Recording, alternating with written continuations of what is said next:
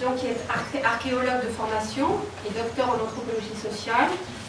Elle a vécu 10 ans, donc vécu et travaillé 10 ans en Afrique, et elle est actuellement chercheure à l'équipe ANUP de l'ANSAS et chercheur associé au laboratoire ANUP Paris. On peut citer peut-être une première. Oui, donc je vais vous parler de participation, négociation et réception, quartier populaire et projet dans l'espace public. Mais je vais vous parler dans ce contexte surtout d'un projet, en essayant de le mettre en parallèle aussi avec un environnement qui est celui-là de ce qu'on appelle aujourd'hui, depuis peu de temps, l'alter-architecture. Donc ce projet qui s'appelle Aménageons la place Erasme, c'est situé dans la périphérie strasbourgeoise, dans un quartier populaire de Strasbourg, nous permettra de voir comment cette fabrique urbaine est parallèle à celle de la rénovation urbaine qui est présente au sein du quartier depuis 2009. On verra comment donc à marge de la rénovation urbaine, il y a des processus de négociation et de partage de l'espace public. Comment ce projet est reçu par ce qu'on appelle les habitants, quels sont les ajustements, comment est-ce qu'il est produit aussi par les habitants. Donc on verra les jeux d'acteurs qui a mené à la mise en place de ce projet. L'ethnographie de ce processus participatif permettra notamment d'aborder une question plus large. Quelle est la relation entre des problématiques sociales et des aménagements spatiaux? Donc c'est une grande question, mais là je vais répondre à cette question avec vraiment le cas spécifique que je vais vous présenter. Au-delà de ces interrogations, il y en a d'autres bien sûr, qui sont les acteurs de ce processus, et notamment ce qu'on appelle de manière très généralisatrice les habitants. On essaiera de détailler un peu mieux qui sont ces acteurs. Et jusqu'à quel point ces habitants sont les décideurs du processus et comment ils s'approprient, éventuellement ils détournent le projet et comment ce projet est pérennisé. Donc de plus, la présence de groupes extérieurs au projet, notamment des architectes, des bénévoles, l'anthropologue, nécessite une démarche réflexive. De quelle manière on devient acteur du processus et quel changement on engendre au sein du champ dans lequel on intervient. Alors, en guise de brève introduction, je vais vous parler, mais très rapidement, de la renaissance aujourd'hui d'une architecture participative et alternative qu'on appelle aussi alter-architecture, selon un livre qui est paru vraiment récemment, qui s'appelle Manifesto de l'alter-architecture. Parmi les auteurs, il y a Thierry Pacaud, paru en 2012. Et de l'impact de cette alter-architecture au sein des territoires défavorisés, où ont lieu assez souvent, mais pas exclusivement, ces expérimentations. L'architecture participative, encore une fois, elle n'est pas née aujourd'hui, elle remonte aux années 60-70, avec aussi quelques antécédents. On peut citer par exemple Tim Tam et Giancarlo De Carlo, par exemple, mais aussi le Belge Lucien Kroll, auquel on a consacré récemment une exposition à Nantes, et qui, déjà dans les années 70, parle d'une architecture participative et sociale. Il construit avec le consensus et avec l'avis des habitants et des usagers des maisons, des équipements et notamment des écoles. Kroll parle d'une architecture transformable et adaptable. Il affirme l'habitation est une action. Dans le même sens, à l'époque actuelle, l'architecte français Pierre Bouchin essaye notamment de faire ensemble le grand ensemble, c'est le nom d'un de ses projets principaux. Pour cela, il initie dans plusieurs quartiers populaires en France des rénovations participatives.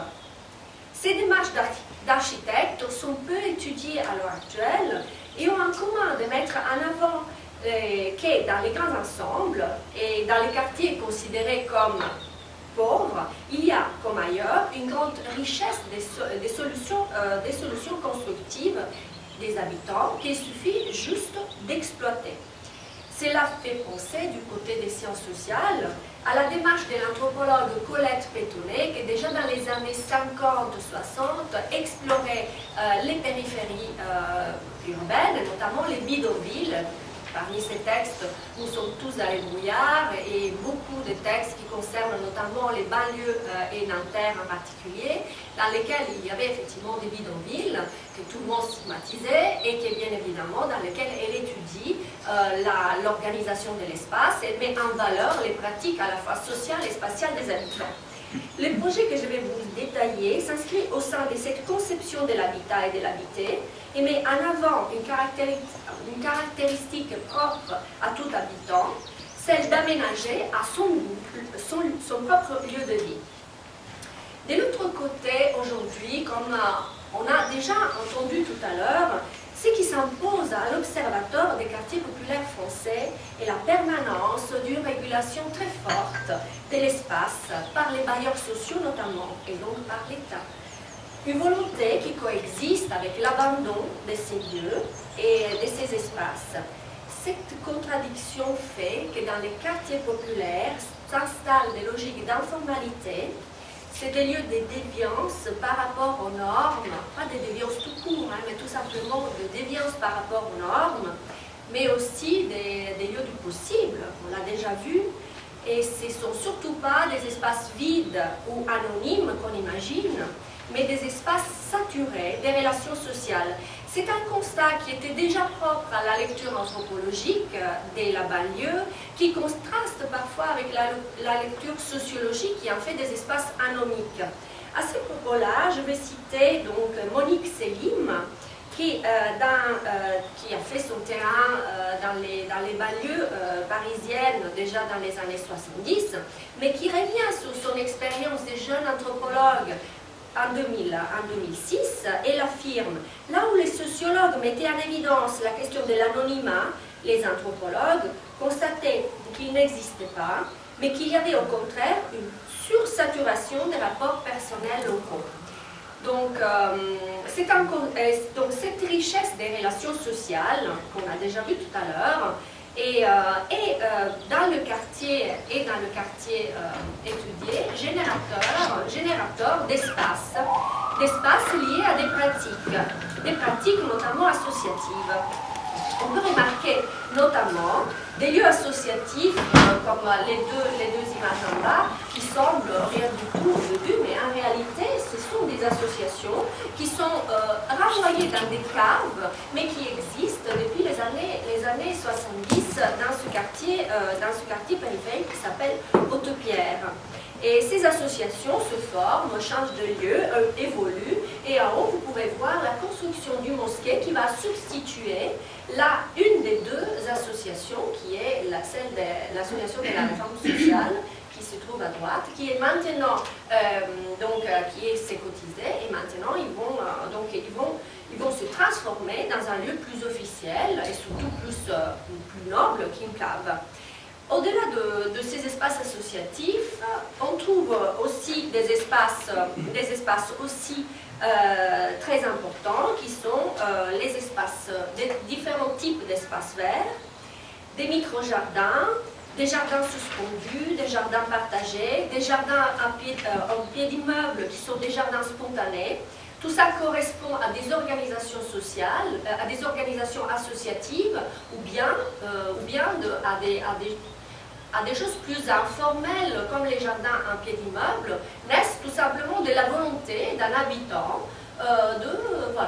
d'avoir un espace joli devant un chez-soi. Et c'est des espaces qui deviennent des espaces de lien social. Mais il y a aussi, vous le savez, des espaces de travail informels, surtout en lien avec la réparation des voitures et des mobylettes, ou des espaces informels comme des espaces des jeunes, les espaces qui nous met en avant le plus souvent, la population des caves, des bas d'immeubles.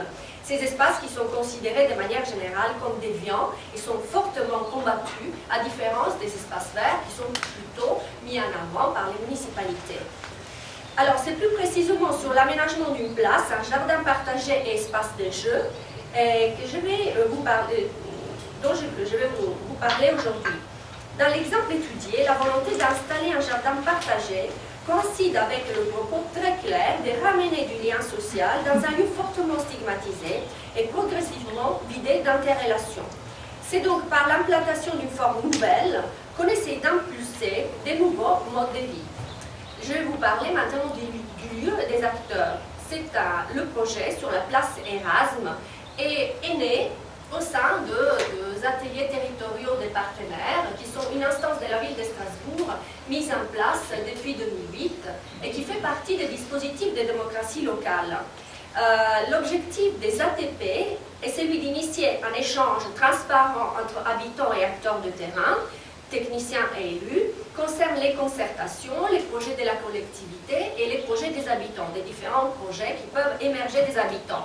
Après, par contre, on voit que dans la composition des ATP, les habitants ont une place extrêmement limitée, c'est-à-dire ils restent, bon, ils sont présents au sein des structures associatives, bien sûr, mais bon, là c'est toujours ambigu parce qu'on ne sait jamais qui sont ces structures associatives, si elles sont vraiment issues des habitants, ou en tout cas qu'elles portent comme un jeu. Après, il y a les institutionnels à 20% et les agences de la communauté urbaine à 20%. Donc la présence d'habitants en tant que porte-parole de ses propres enjeux, elle est quand même assez limitée. Donc on voit bien que les ATP sont considérés comme une instance de débat, mais aussi d'une certaine manière une instance de contrôle de la part des municipalités vis-à-vis de certains projets associatifs.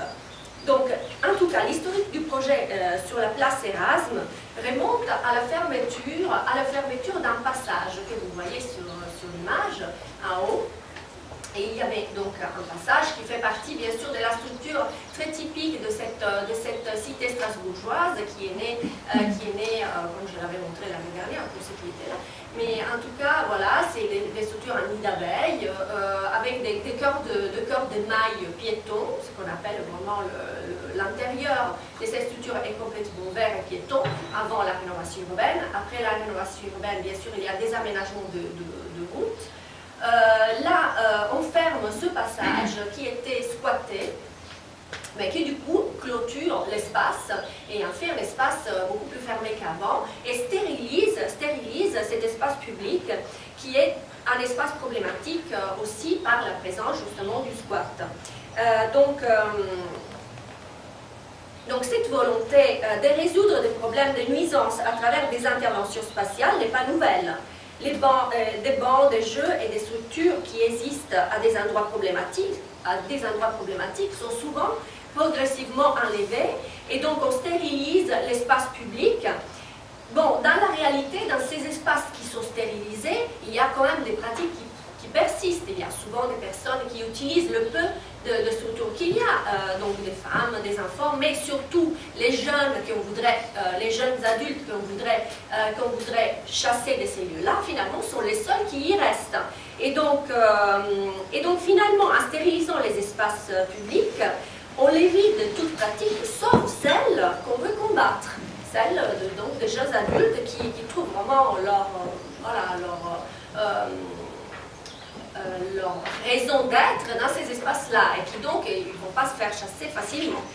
Dans les cas examinés, donc après la fermeture du passage, cet espace nouveau est configuré. Sa destination est discutée surtout par une association qui est l'association AMI, Animation, Médiation et Insertion, qui est à proximité de la place et qui veut destiner l'espace aux familles et aux jeunes enfants et veut exclure définitivement les jeunes adultes qui ne font que des problèmes. À partir de ce moment-là, un collectif pluridisciplinaire, Horizon, et une association de jeunes architectes, des leaderships, demandent à s'associer à la démarche au sein des ATP. Donc voilà, les acteurs principaux de l'aménagement, l'association AMI. L'association AMI, qui est composée par des habitants de quartier, la plupart d'origine maghrébine, en grande majorité des hommes. Ils organisent à l'aide des bénévoles venant aussi de l'extérieur, des loisirs, des animations, ils font de la médiation, de l'aide aux devoirs, etc. L'association Horizon est une association constituée d'artistes, surtout d'artistes, mais aussi d'anthropologues et d'architectes. Il s'agit pour cette association d'allier la recherche et l'art dans la valorisation des cultures urbaines dans le quartier de Haute-Pierre. Cette association est basée à Haute-Pierre et donc elle compte des hommes et des femmes, mais un certain nombre de femmes, peut-être en majorité que des hommes. et à des réseaux et à majorité extérieurs au quartier, c'est-à-dire qu'elle puise ses ressources au sein du quartier d'une manière mineure et surtout à l'extérieur.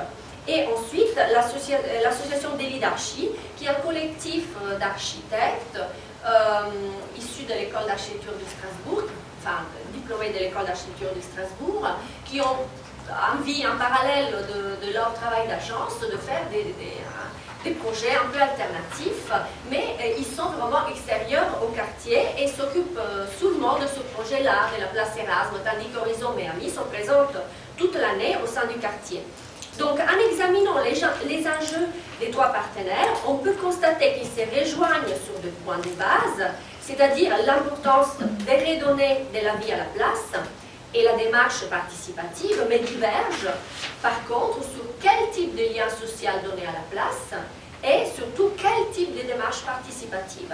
Le souhait de l'association AMI est de constituer un espace destiné aux petits-enfants et aux familles, mais après l'enquête, parce que bon, Horizon fait des enquêtes socio-anthropologiques, après l'enquête, Horizon trouve que la convivialité, le lien social ne devrait pas exclure les jeunes adultes. L'association AMI reste sur son idée de départ. La fermeture de la place doit coïncider avec l'exclusion des jeunes adultes. Cette différence de position entre les deux associations marque un certain éloignement de l'association AMI du projet. Voilà, maintenant le projet. La démarche de ce projet consiste à créer du mobilier urbain ainsi que des structures de jeux pour les enfants. Cette démarche implique un processus dans le long terme et une participation avec des étapes différentes, des entretiens exploratoires, des ateliers de découverte sensibles de la place, notamment des dessins avec les enfants, l'observation et l'analyse des pratiques et l'expérimentation d'un dispositif d'essai qui est les labos bricots.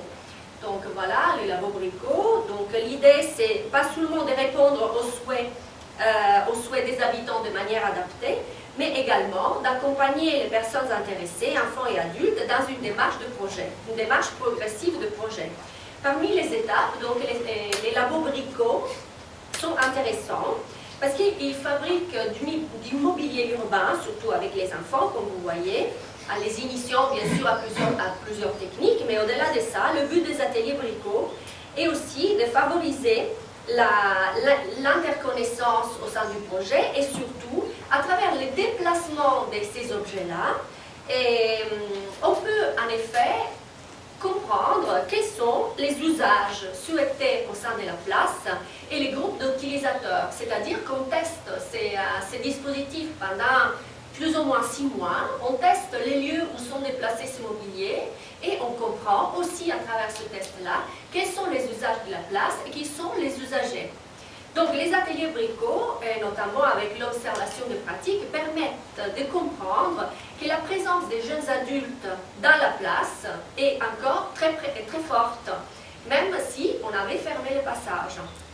Donc en tout cas, après de longues prémices méthodologiques et participatives aussi, le projet commence en 2013. Donc là, vous avez le travail des architectes qui est fait sur ordinateur, comment eux, ils vont représenter les souhaits des habitants et comment donc ils décident de finalement faire un jardin partagé. Et donc, ce chantier dure pendant 3 semaines pendant l'été dernier et extrêmement riche en participation de la part des habitants, même si c'est surtout les enfants qui participent, des enfants et des adolescents. Mais également, on a une bonne participation des jeunes adultes et qui, à cette époque-là, en plus, font le ramadan et donc qui viennent sur la place pour discuter, pour éventuellement critiquer et pour conseiller. Et leurs conseils sont toujours pris en compte. Après, les jardinières, qui ont été un groupe de jardinières qui a été formé et qui adhèrent au projet, en réalité abandonnent le projet après la cultivation de quelques mois, enfin surtout les 2 mois d'été, cultivent un peu, mais après l'espace est abandonné. Alors, constats et analyses qui sont conclusives, disons. Cette expérience d'alter-architecture est instructive à plusieurs égards. On pourrait tout d'abord s'interroger sur la raison de l'échec du jardin au jour d'aujourd'hui. Bien sûr, le processus va recommencer maintenant et va perdurer encore pendant 2 ans, donc c'est de toute façon une phase intermédiaire.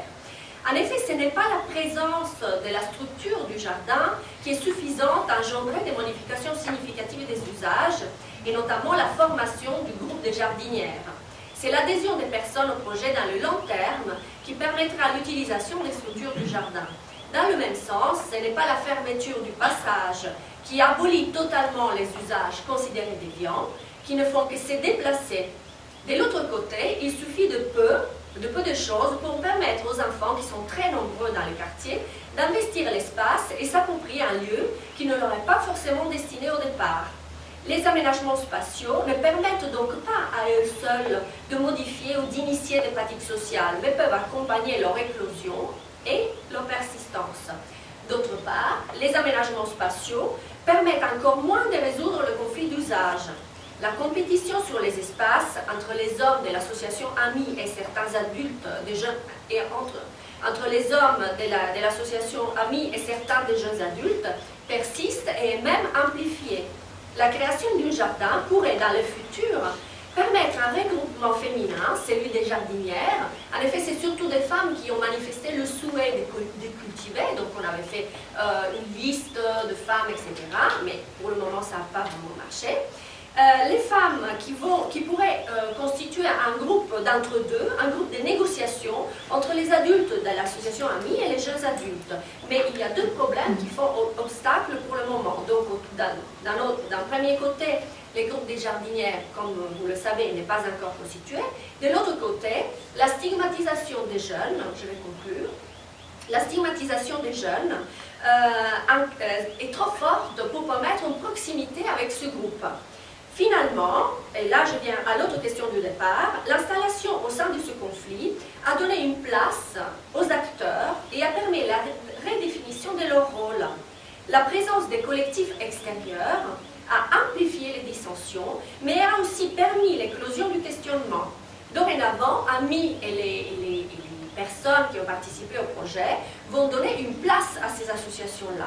Finalement, des chantiers comme celui-là permettent la mise en place des modifications des trajectoires de vie à des individus, de groupes, des associations qui désirent, à travers des projets, porter des valeurs et capter des moyens. En conclusion de cette brève analyse, on peut dire que dans cette expérience, c'est le processus qui compte le plus, au-delà de l'échec et de la réussite. Un lien social très important est tissé entre ces acteurs qui beaucoup séparent. La résidence, la culture, la classe sociale, les désirs, certaines valeurs. Le faire ensemble les fédère. Cette micro-ethnologie dans un quartier populaire permet donc de saisir ces processus loin des caméras, loin des médiatisations et des stigmatisations qui viennent de l'extérieur. Et pour terminer avec l'architecte Lucien Kroll, qui est donc l'auteur avec des habitants d'une périphérie de Berlin de cette maquette participative qui n'a jamais vu le jour, la participation n'est pas une formule magique politicienne, c'est pousser plus loin un projet vers une complexité qui provient d'une façon de voir les habitants, non comme des marchandises, mais comme un réseau infiniment précieux de relations, d'actions, de comportements, d'empathie, qui forment lentement un tissu urbain.